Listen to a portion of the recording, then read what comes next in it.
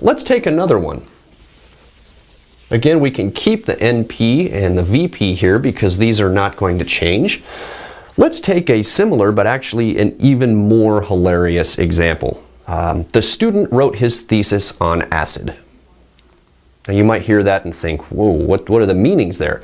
There's actually two possible meanings. So one possible meaning here is that you wrote your thesis and it just happened to be about the topic of acid. I don't know, biologists do this all the time. There's another possible meaning here, and hopefully this is not the thing that you would ever do, the idea that you were under the influence of acid when you were writing your thesis.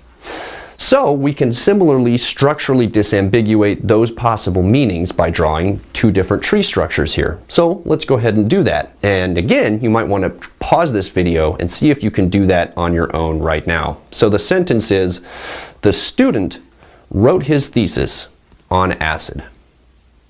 Pretty crazy. Don't ever do that, by the way, if we're talking about the second meaning. But let's talk about the first meaning here, where the subject of his thesis was acid. So let's take the noun phrase here. We have the student. It's a noun phrase. Starts with the determiner, the. Oops. And then we have the noun, student. And then we have wrote. Oh, okay, we've arrived at the verb. So that and everything after it, part of the verb phrase. Then we have his thesis. What kind of phrase is that? That's a noun phrase. So we have the determiner, or possessive pronoun, his, and then we have the noun, thesis. And then we have on acid. And you'll see, similar to the last example, this is where the ambiguity arises in the sentence. So let's call this a prepositional phrase, and we'll see where it connects in a moment. But we have the preposition, on, and then we have a noun. But remember, a noun phrase can be one word. So we always, at the higher levels, must represent the phrasal structure first, that it's a noun phrase. Then we represent the lexical category. So two possible meanings. Again, we're tackling the first of these, the idea that the student wrote his thesis and the topic of that thesis was acid. Well, okay. So if we're doing that, then the connection is here. Or actually, I should say, it is here. Because we're describing something about the thesis itself. That the topic of this thesis is acid, amino acids, whatever it may be. So we're describing a quality of thesis. But remember, there's a second possible meaning to this sentence, which is the idea that this poor student did something very irresponsible and chose to write his entire thesis while under the influence of acid. Well, now we're doing something a little bit different. So now we would actually be making the connection up here.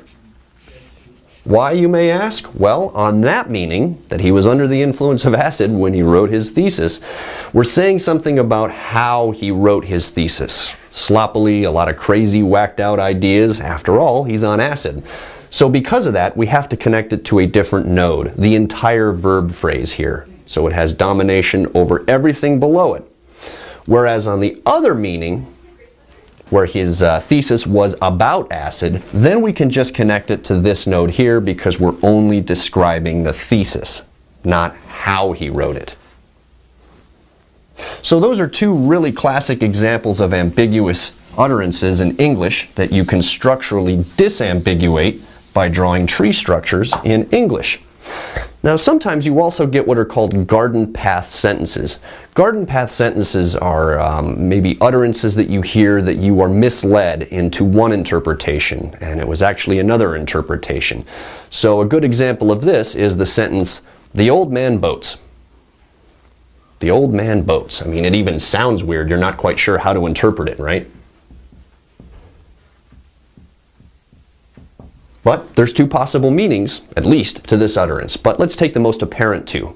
So the first of these is the idea that the old man, as one person, that is, we're taking this as a constituent, the old man boats, you know, like an activity on a beautiful sunny day.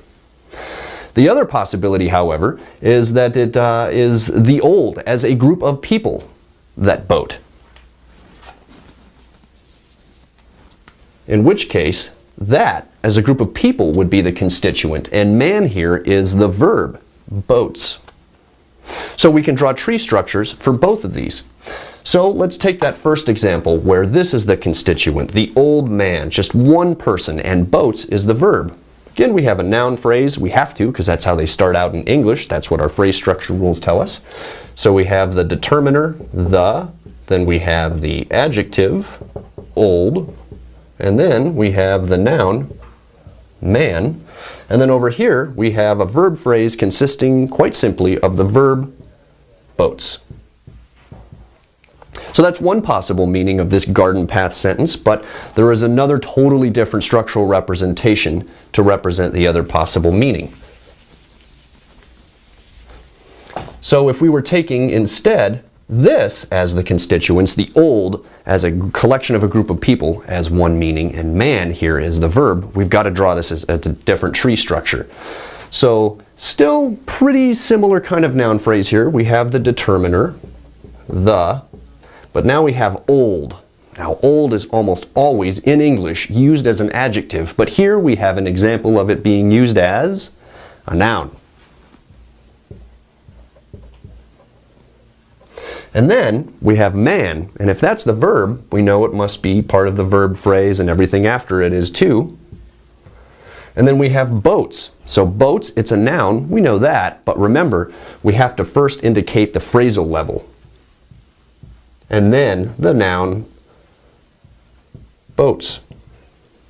The old man boats. You probably never heard that utterance before, but now you can understand both of its possible meanings, and more importantly for the purposes of this video, hopefully you understand how to represent those two possible meanings drawing two different tree structures. So that's pretty much it. I hope you learned something from this video. I hope it was useful. Let us know if you have any questions. In the meantime, I'll see you soon. Thanks.